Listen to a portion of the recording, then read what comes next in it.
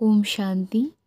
জ্ঞান সাগর বাবা বলেছেন, আমরা এখানে বনবাসী রয়েছি। ভালো ভালো পোশাক পরিধান করা, ভালো ভালো খাবার খাওয়া, এই ধরনের শখ আমাদের হওয়া উচিত নয়। ঈশ্বরীয় পড়াশোনা আর ক্যারেক্টারের উপরেই সম্পূর্ণ নজর দিতে হবে।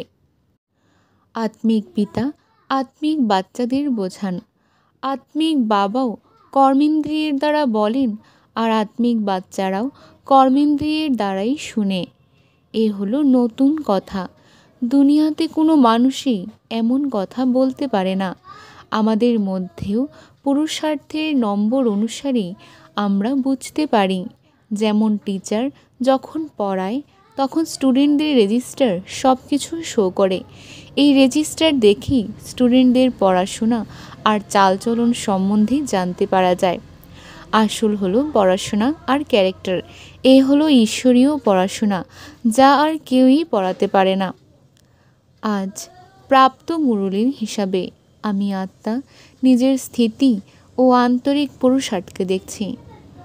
আজ নিজের চেকিং চার্ট নিয়ে চেকিং করার লক্ষ্যে বাপদাদার সম্মুখে আমি উপস্থিত হয়েছি। সারাদিনের সব কাজ সেরে হালকা হয়ে বাপদাদার সম্মুখে উপস্থিত হয়ে শুরু করছি আমার আজকের দিনের চেকিং চার্ট। বাবা বলেছেন, আমরা এখানে বনবাসী রয়েছি।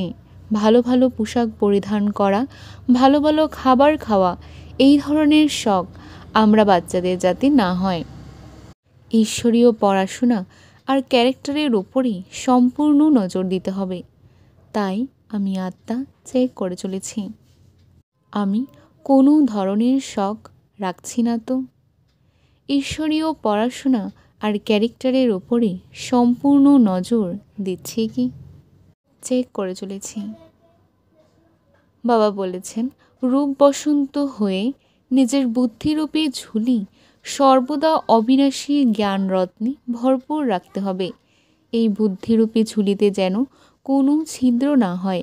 জ্ঞান রত্ন ধারণ করে অন্যকে তার দান করতে হবে। তাই আমি আত্মা চেক করে চলেছি।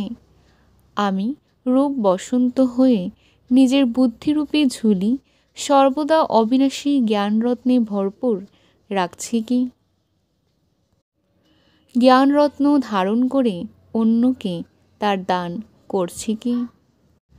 চেক করে চলেছি। বাবা বলেছেন, স্কলারশিপ নেওয়ার জন্য খুব ভালোভাবে পড়া করতে হবে। সম্পূর্ণ নির্বাসনেই থাকতে হবে। কোনো প্রকারের শখ রাখবে না। নিজে সুগন্ধিত ফুল হয়ে অন্যকেও বানাতে হবে। তাই আমি আত্মা চেক করে চলেছি। আমি স্কলারশিপ নেওয়ার জন্য খুব ভালোভাবে পড়ছি কি? সম্পূর্ণ নির্বাসনে থাকছি কি? কোনো প্রকারের শখ রাখছি না তো।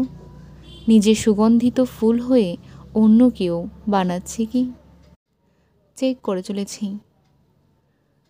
বাবা বলেছেন, পরিস্থিতি রূপে মেঘকে দেখে ঘাবড়ে যাওয়ার পরিবর্তে সেকেন্ডে ক্রস করে থাকা সিদ্ধি স্বরূপ হও।